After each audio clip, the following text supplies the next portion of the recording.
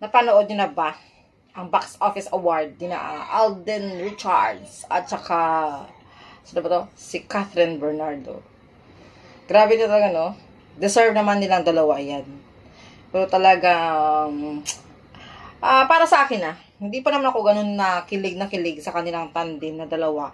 Pero yung yung hindi kilig kasi naramdaman ko dahil alam ko pareho silang best talaga sila na actress at saka actor ba. Parang bagay na bagay talaga sila sa pagdating sa alam mo yun sa love team na yan o ano man dyan ang maging ganap nila one day. No, which is talagang nakita ko kay Alden. Alam naman si Alden, diba? Pogi na parang lahat na sa kanya na rin at gentleman talaga.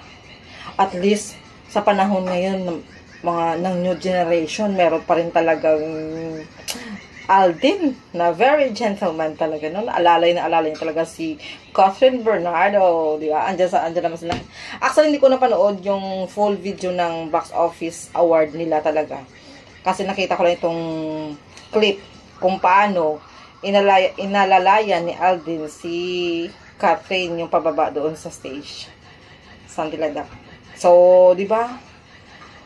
Ang sarap sa feeling, pero ang kilig.